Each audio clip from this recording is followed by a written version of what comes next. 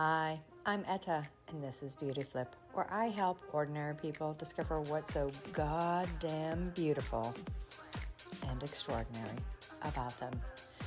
Today, we are looking at the fallacy that if you are following your divine purpose, life will be easy. So sorry. We're going to look at that life is about engaging in effort and why. So let's dive in. Hi, welcome all my lovely lovelies. Okay, today I know I had promised you principles. Yeah, that episode is tough. Can I tell you? I'm having a really tough time with that one. So we're gonna pivot. We're gonna pivot somewhere else. We're gonna look at picking your hard. We're gonna just start off with, in order to dive into this pick your hard topic, a little bit of a thing that's happening in our world today. There is, if you will, in the zeitgeist, this idea that if you are on track, you are somehow able to just follow like the energy, the vibe, and it will flow, right? We all sort of like, ooh, yes, it feels so good. This must be right on. I'll be coaching people and they'll be like, it must be a sign. It must be a sign that this is being given to me right now. And so I better follow this. Other things people will say to me is like, well, that looks like it's gonna be a really difficult path, so it must not be actually where I'm supposed to go. And I'm like, wait a minute, like, slow your roll. Who said that life was gonna be easy? And who said that if you're like following your sort of divine life is easy? So I thought about this. I thought, well, I get it. Like there are times where things do come together, synchronicities, and we have these moments where we met a person and then that just like took us somewhere. Voila, moment of like synchronicity and things really are vibing and we're like going places and it feels good. So yeah, I get that those moments could potentially be extrapolated into thinking, oh, I gotta find all those moments so that I can, ultimately live my best life. But I find a lot of people basically hanging back, if you will, almost like sitting out, waiting for life to come and scoop them up. Scoop them, guide them, tell them. I find people come to me with like crazy like needs of me being basically the person, because I do speak with spirit, like what do the angels say? Should I take this job? Should I not take this job? I'm like, okay. So part of this is like, let's just kind of like clear the decks here. It isn't that simple. Yeah. Are there pathways that are probably more aligned to your journey? But I'm also just going to say your journey is your journey and it's chosen by you. So sitting out might not be, if you will, what the angels want or divine wants for you. But if you choose to sit out and wait, then you're just going to sit out and wait. So it occurred to me like there's a fallacy in this belief of this divine intervention and these ways that we are being led, which I do believe we are. I do believe angels whisper in our ears like, no, pay attention to this thing. I do think that, but in this, I think there's this fallacy that somehow there is the easy route and then there's the not easy route. And those fools who take the hard route, they're so foolish. Those are the ones who are losing. And those of us who are hacking it all up and finding the easy routes, well, those of us are the ones that God is looking down on and guiding us into the greater aspects of our true purpose. And I don't think it's that easy. I've had so many people who are like, and it was a sign that that glass broke and then I had to like fix it. And it was a sign that, and it's like, No. Like, I don't want to tell you that there aren't signs, but I don't want to tell you your day in and day out journey is all about looking for the signs. And I don't want to have you in any moment of your life think that sitting back and waiting is any easier, and this is where we're going next, than engaging. So if we look at it, it's all hard. The very fact that you're a human being creating choices for yourself with a certain amount of knowledge, some of that given to you by other human beings. Thank you, humans. I love you, mama, papa, teachers, friends, whatnot. Thank you, you're guiding me. And to some degree, your body, which we don't pay attention to at all. And the other one is divine. So in this, life is hard, but that doesn't mean hard is bad. No, it doesn't. Matter of fact, sometimes hard is good. Like working hard and sweating, you begin to discover things about yourself. There's so many things that I have done in my life where I pushed through to discover I could do something, only having an inkling in the beginning that I hoped I could. And for those of you who think, well, yeah, that's because you're a silly Gen Xer and that's what your whole generation did was work hard. Okay, I'll take that one. I'll take that one on the chin. Hit me. But for those of you who think you're waiting for the hack and life is just actually easy and you're looking for how to make it easy, you have to understand there's another type of hard. See, there is the hard of doing what I do, which is potentially like getting in there and figuring things out. And then there's the hard of choosing, whoa, I'm gonna just step back and let other people do it. Now that one doesn't seem as hard. No, not at all. That doesn't seem hard at all. But it might be hard later. It might be hard later because you didn't actually gain the resiliency in order to be capable of later being things that you might want to be in your career.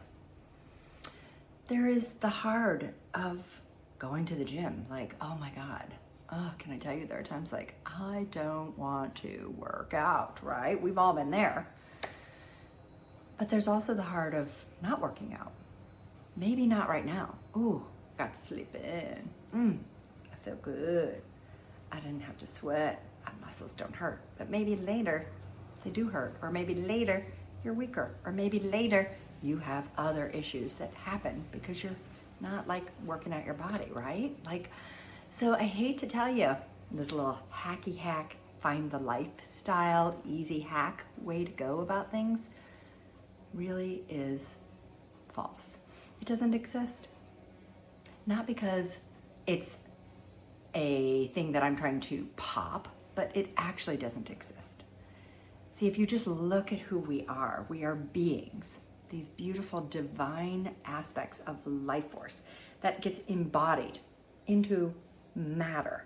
Kind of like a mind-blowing thing. If you just like think about that life force comes in to pretty much an inanimate body, and then we roll. And so much of what we do is based on what we think, we believe to be like the next best step, or a step we want to try, or a thing we want to learn. So all of it is cool and good and wonderful, but it is potentially going to take effort. And I want to use that word, effort. I want you to potentially think about the things you do to avoid effort and to ask yourself why. Why am I trying to avoid effort? Because maybe like my kids, you like saw their parents work really hard. To what end are you working so hard, mom and dad? And so you're like, I don't want to be like my mom and dad. But whatever your reason, you, my lovely little ladies and gents, have the opportunity to discover something vastly beyond yourself. And the only way to do it is to, my second favorite word, engage. To literally give yourself to the project, to the company role, to your coworkers, to potentially engaging in feelings and hard conversations with friends and or loved ones. These kind of engagements actually provide you new worlds that you can't even fathom, that you can't even imagine are there for you because you don't know them yet. We live in experiences, and some of the most profound experiences, because we're all about going on experiences, the fabulous concerts, the fabulous in-experiential restaurants, and so on, etc. But the most powerful experiences are the ones you create. The ones that are so beautiful because you pushed in and you were a co-creator. And this is missing right now. A lot of what we do is we pay a lot of money to go to very fabulous concerts or very fabulous events and experiences, very fabulous festivals, very fabulous restaurants with all sorts of Michelin stars attached. And we are basically asking other people to help us experience joy by spending a lot of money and other people's efforts. And I'm encouraging you to know there is only a certain amount of joy that you can have when you go into deep states of flow, deep states of pushing into the unknown,